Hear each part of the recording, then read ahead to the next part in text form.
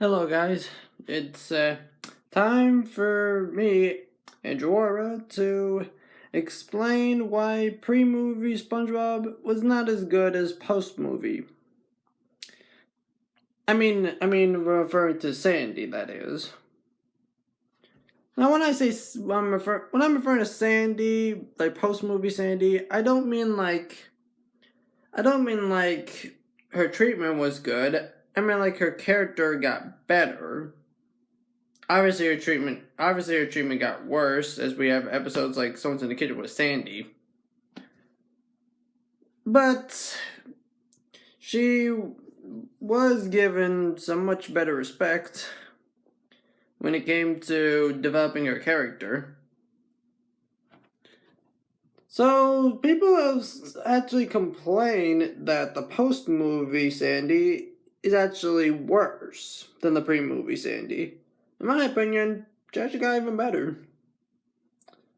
And I'm just going to explain why in this video. Which you could probably tell since you read the title, but yeah. So, in the pre-movie era, Sandy was shown to be more like a character who just likes to hang out with SpongeBob, like have a lot of things in common with her, with him. Like karate,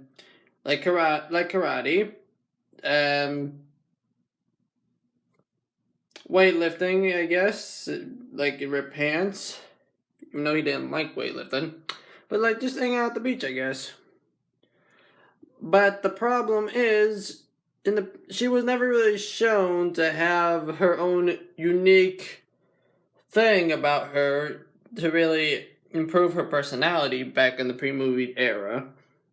Except for one episode, which revealed that her interest is mainly science and being smart. Which makes sense considering the fact that she managed to get an underwater sea suit so she can be able to breathe underwater or live underwater in a way.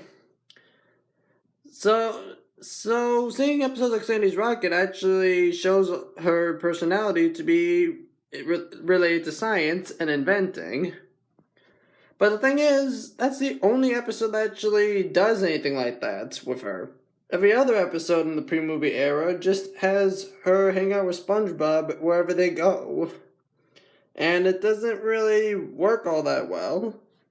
Because in order to make a character work, you gotta make them have something special, something unique, something different about their character that makes them stand out from the rest of the cast.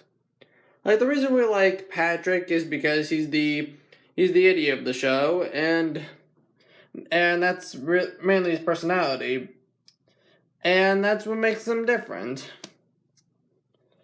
I'm not saying you should just have him be dumb all the time. Like, just you gotta make sure he's got his personality in there that makes him different from the others. Like, the reason we like Squidward is because he has his own little difference between the others, which is being negative. And that's what makes him different. That's why we like him. We like him because he's negative. He's just a really relatable character. Mr. Krabs is lovable because of his love for money. That's how his character stands out. But with Sandy, she was portrayed more like a character that didn't really have their own personality back in the pre-movie era. I mean, name me one other episode where Sandy has something sciencey related other than Sandy's Rocket. You can't? Well, no crud. Of course you can't. Because that's the only one. If you don't believe me, look up the episode list of the episode list of times when Sandy appears in the show. I'll have a link of it down below. But anyways, on that list you will also see another important detail when it comes to Sandy and her appearances. Another thing that people complain about is that in the post-movie era, they complain that she just doesn't care about anything but science. and that she's just addicted to it. Well, if you've seen every episode of SpongeBob like me, you would know that that's just straight up ridiculous. Because in the pre-movie era, they had like one episode where she's doing something sciencey related, and in the post-movie era, she's doing it half of the time. That's why people say she's addicted. Because she's in her sciencey little. She's in her what? She's doing something sciencey related, like once in the pre-movie era. So seeing her do it more than once just gets everyone thinking she's addicted. It's so stupid. Because the fact that she's doing science more in the post-movie era is what makes her even better. Because that's her character. I mean, like, of course, have her have things in common with the other characters. That's what makes her good. But have her something that unique and different about her that makes her stand out from the others. And that's what they went with, which really works. But like, people say that that's the only thing she does, and like, if you were to go to that list that I just told you about, again, link is down there, then you will see that that is totally ridiculous. Like, there's tons of episodes where she is not doing something science related. Like,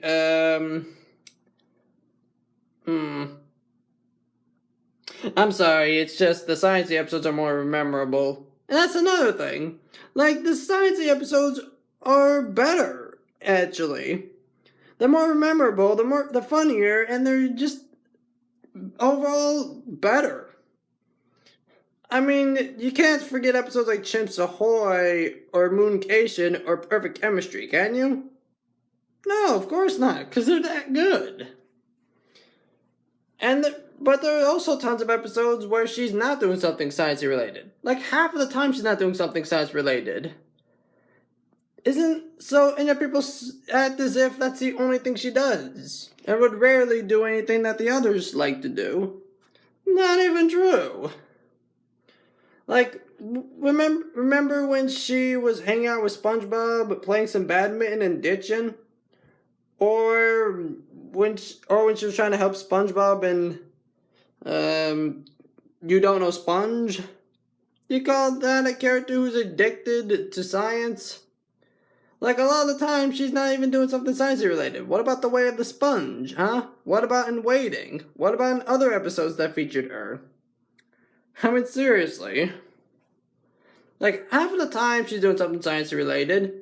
And sometimes, when she's doing something sciencey related, she actually uses it to help SpongeBob or some of the other characters.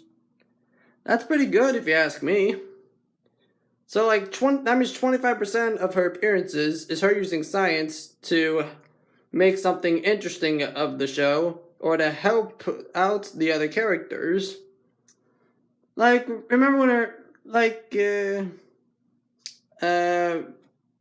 remember when she used all those coconuts and wood to make like a whole little resort and stuff at the island that she ended up in SpongeBob versus the Big One?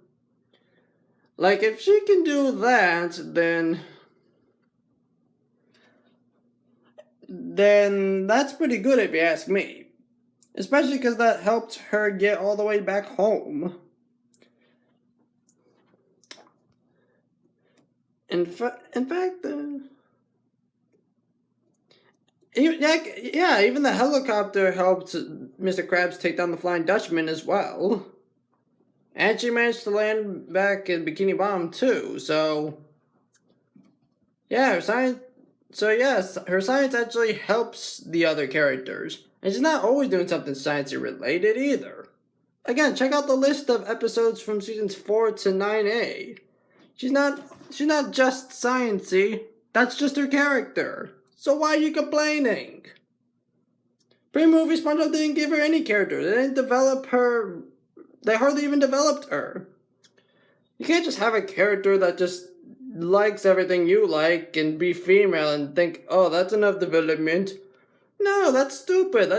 you're just having two of the same character. We don't need two of the same character. We need something different about them. We already got Larry for weightlifting. We got Patrick for jellyfishing. We got Larry also doing surfing. And we got SpongeBob doing karate chopping. So, like, yeah. Have Sandy like those things. That's good. I mean, like, I'm not saying, like, what I'm trying to say is, like, her, look, in the end of all this, I'm just trying to say that in the pre-movie era, her character was not all that bad.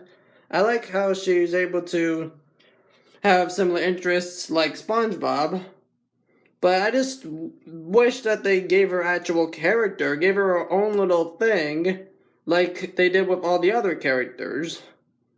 And fortunately they did, as they went with science, which really works, because I kinda like the strong and smart female character.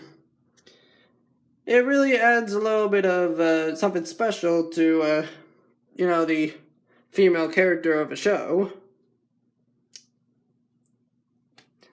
After all, I mean, that's the reason why I like Sandy. But like, all the things she likes except for science are things that everyone already has. I know what you're thinking. What about Plankton? He also likes science. True, but he uses it for evil. We already know that. And Sandy uses it for good. We also know that. Which is why episodes like Perfect Chemistry is a good example of post-movie episodes to have Sandy use science. So, really, yeah. So, like I was saying, it's really just better for her to like science. Especially because, like, it's not like she's doing that all the time. Like, seriously, people act as if that is. Like, what about Bubble Troubles? What about The Way of the Sponge? What about Ditchin'? What about You Don't Know Sponge? What about Pest of the West? What about Stanley SquarePants? What about... I can go on, but I'm not going to. This video will be way too long. And I'm like, seriously. So, but another thing is, in the pre-movie era, like, her introduction wasn't even a good introduction either. And that really is sad. If you guys want to know what I'm talking about, I made a video explaining why I don't like Tea at the Tree Dome at all. And I'll also leave that in the description below. I'll make sure that you guys know which one's which. So in the end, Sandy just seems much better as the character that she ended up becoming in the post-movie era. She's more developed, her love for science is not over-obsessive, and it even is used to help other characters with their problems, or to help, well, sometimes makes problems, but also comes back to help, and makes the show more interesting. Much better than having Sandy do, well, the same thing as everyone else. Because that's just kind of boring. Didn't seem interesting. Didn't seem like she was given any development at all. And the best part is, if you guys like that kind of stuff, which I do also like, I like that they used their time wisely for that back in the pre-movie era. Well, guess what? You'll still get to see that in the post-movie. Like I said, you got The Way of the Sponge, you got Dungeons and Dragons, and you got so many others, I swear. And the best part is, when Hillenburg came back for the post-sequel era, Lord rest his soul. No wait, wrong hand. Lord rest his soul. Like, he made sure that Sandy still had her sciencey, yet not too sciencey character for the post-sequel era. And no one hated her for that. So seriously, quit hating. Anyways, thanks for listening, and I'll see you guys next time.